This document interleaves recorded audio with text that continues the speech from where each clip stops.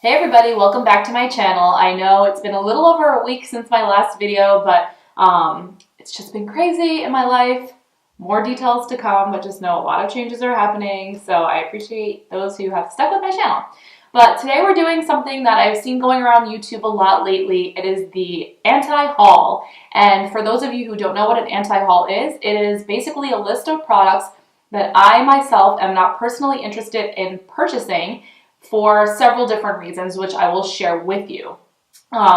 So if you're interested in knowing what products I am not interested in purchasing, which I assume you are, hence why you clicked on this video, then let's get to it. Alright, I'm just going to go down the list. I literally wrote down a list of 15 products that, I have hair on my lip, that I know have been newer to Sephora, Ulta, and a lot of different beauty retailers that are very popular. So I'm just going straight down the list in no particular order. And one of the ones I'm starting off with is the Huda Beauty Lip Kits. And these are super cute. They're in these little lip tins. And oh my god, I have this hair on my lip. I'm sorry, hold on. You're shining nuts. Okay, all done. Okay. So the lip kits come in these really cute metal tins, and they have like a mini size of one of Huda's liquid lipsticks, a lip pencil, and a strobing gloss. It is a great value, and I really love her strobing glosses. I think they're gorgeous, but personally, I've tried the Huda Beauty liquid lipsticks, and since I'm so particular about the texture and formula of liquid lipsticks, I don't love the Huda formula. I do find it a little drying, so that's why I would personally pass on them. I would much prefer picking up one of her lip strobes, and I know Sephora sells a set of 4 of the lip strobes in like a holiday collection. So maybe that's something you're more interested in if you're concerned that her liquid lipsticks might be a little drying for you, because they were for me. The next is the Tarte Toast-It palette. Now, I struggled with this one majorly because I was really interested in getting the Tarte Toast-It when I first saw it come out.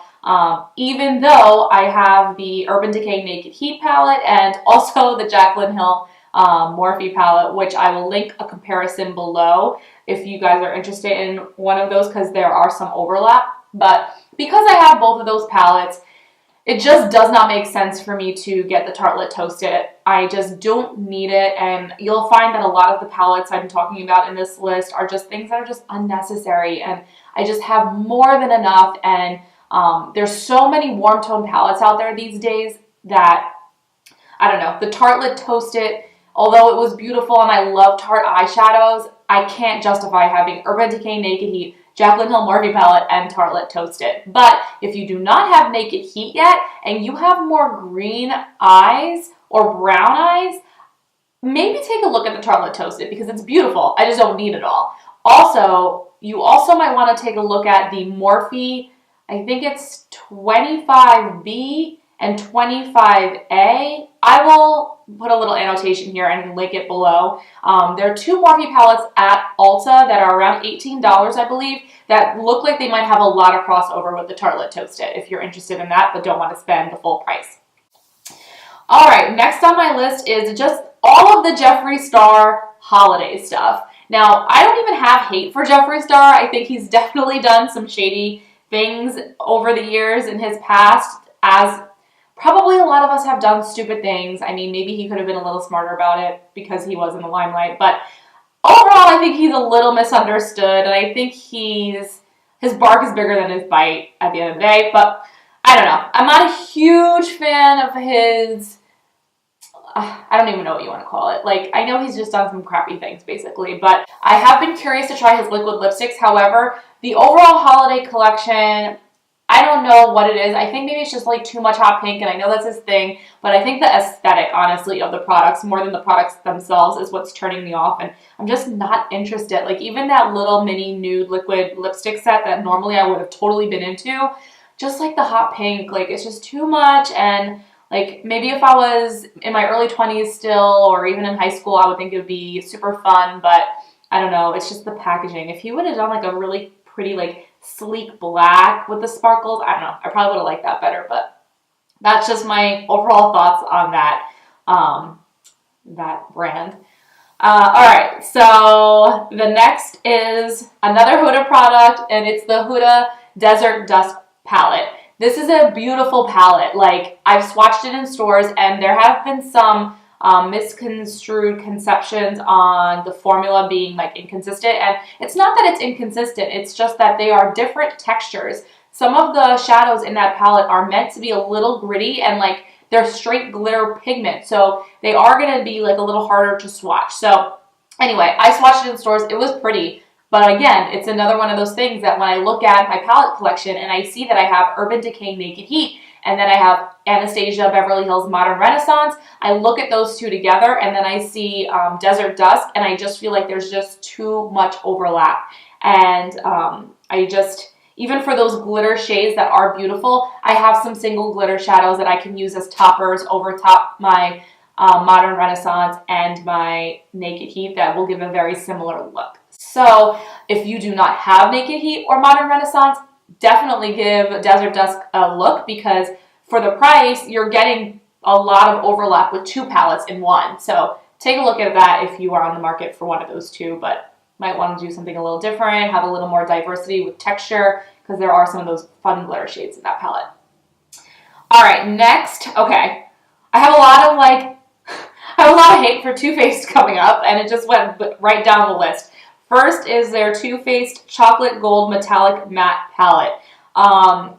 This is very new. I just am not interested in this entire color scheme. Like, it just doesn't inspire me. I think it screams holiday, and the rich berry tones look really pretty, but I don't see this being wearable the rest of the year. And when I think of my friends who just work in, normal jobs and aren't beauty influencers, I don't see this palette being very wearable for the everyday woman. And my blog and my YouTube channel is focused more on things that are more wearable, everyday, appropriate, with a little pop of glam. But like overall, that palette just screams dramatic to me, and I just don't see it making a cohesive look for the everyday woman. And that's it. It's more for the beauty junkie and the color fanatic.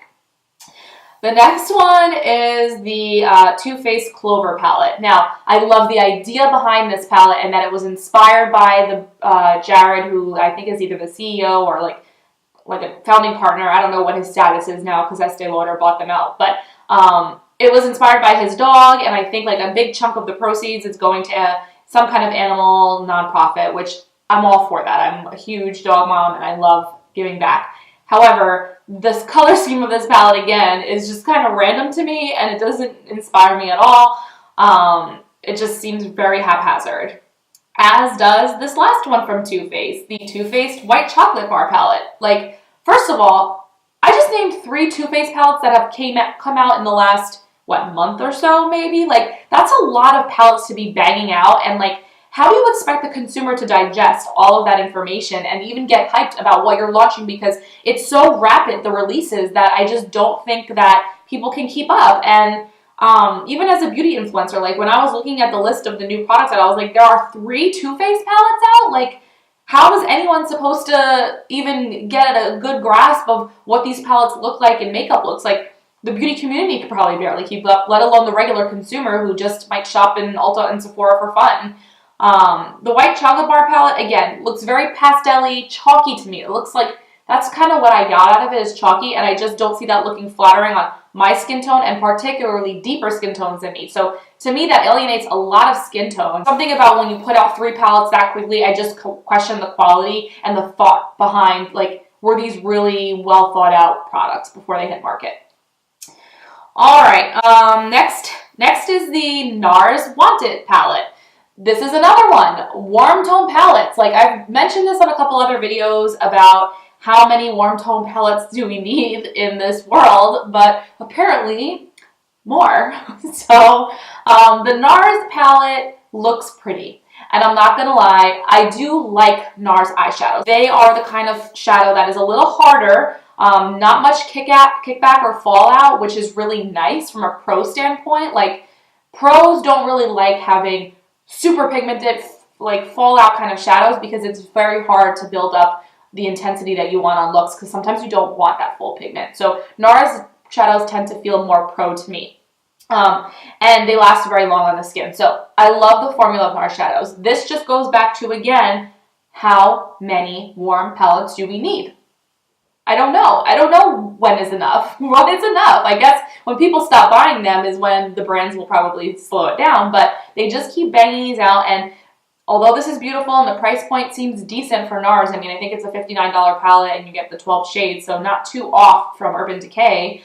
I just was not wowed by this. Like, I honestly think the other Narcissist palette with more of the neutral tones is, again, more wearable and a great value if you want to try NARS shadows. Back down the list. Okay, I know I'm probably going to get hate for this because I know the hate that I got in the last video where I talked about Fenty, which I will link below.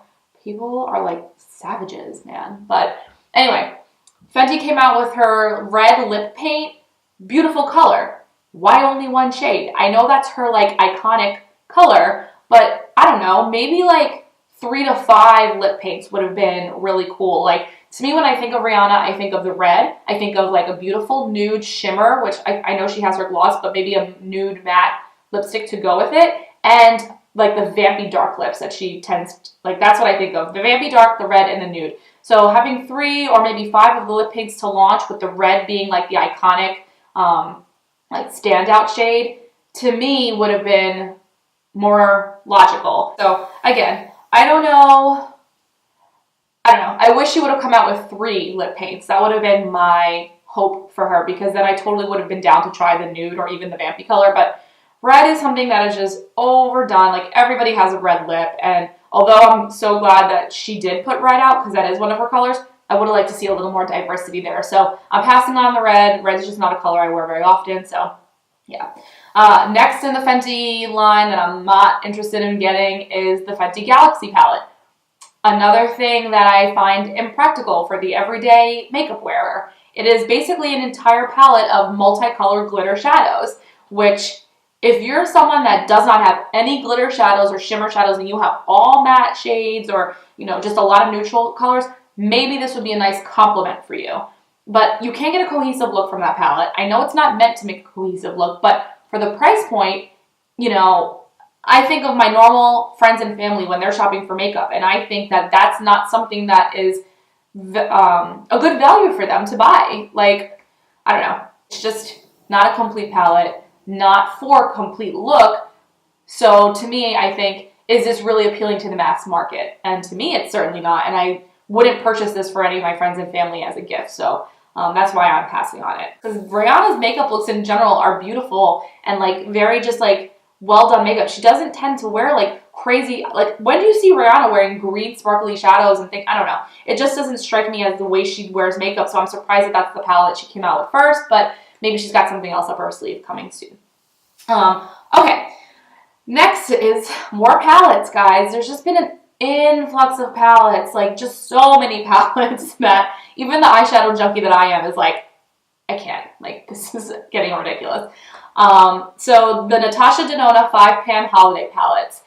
I don't know if you guys watch a lot of YouTube, but if you do, you've probably seen a lot of YouTubers have said that these palettes are falling out and are like in transit, like they're cracking, they're arriving damaged. And I don't know why that's happening. Obviously, I'm not the manufacturer, but I know Natasha Denona has several 5-pan palettes in various like more wearable colors, and that I've never seen anybody say anything about. So I don't know what happened with the manufacturing of these holiday sets, but I just wouldn't spend as much money on these palettes because they are pricey, knowing that I have a hit or miss chance of getting a ruined, damaged, cracked, crushed, you know, palette. It just seems silly to me. So although I am very interested in trying Natasha Denona shadows sometime in the next year, they are extremely pricey, and although they're beautiful, this holiday collection is not where I'm going to be trying them out because I don't want to spend that much money and have a ruined palette.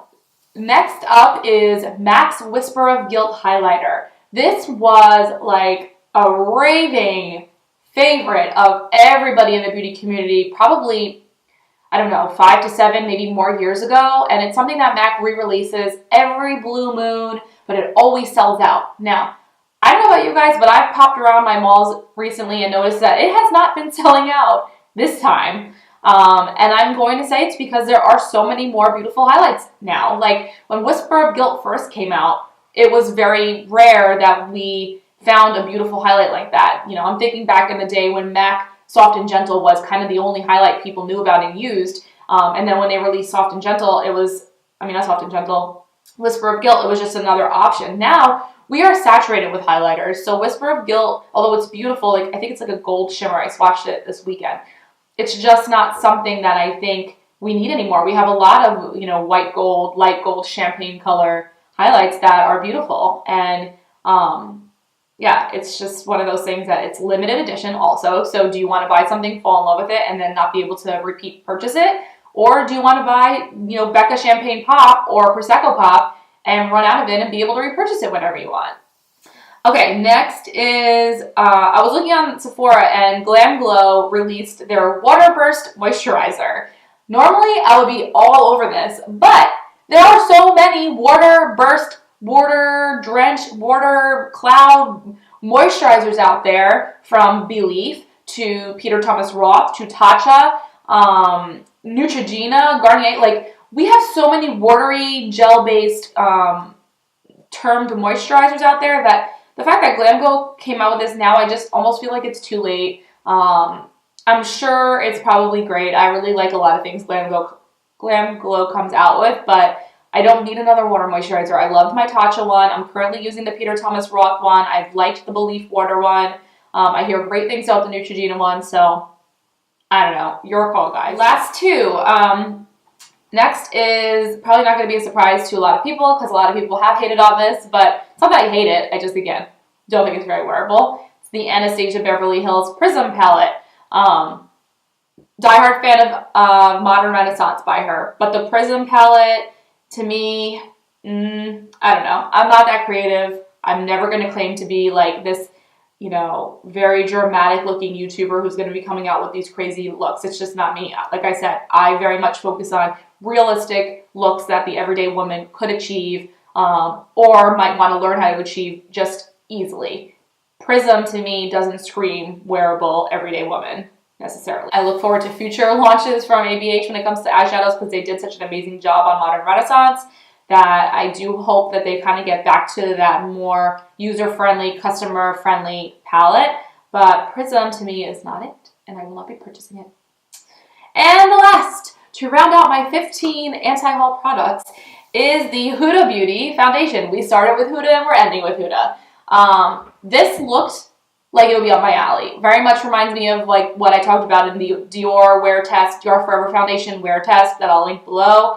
Again, similar claims like full coverage, long wearing, you know, flawless finish. All of that stuff that I love in a foundation, Huda formula claims to have. My problem is the fragrance is out of control. Why? Why do you need to put a fragrance that strong in a product unless you're hiding something, which bothers me because I don't want something to be masked with fragrance on my face that's already super sensitive. The Huda foundation, unless she makes it unscented, is probably not my my next foundation wear test, guys. So sorry to tell you that. But anyway, that rounds out my list. I hope you didn't find it too offensive. If these are products that you are totally loving, let me know in the comments because maybe I'm missing the point and you can share some insight onto why they are unique and why you're loving them. So maybe other people might give them a try. And stay tuned for my next video. I really appreciate it. If you're new to my channel, I'm also new. So let's grow together. You can subscribe. All right, guys, have a great day. Talk to you later. I have ugly. And now I'm gonna ruin my hair corner highlight. The struggle. Okay. Anyway, I have to fix my hair. It's looking a little flat. Can't have that now. We're from Jersey.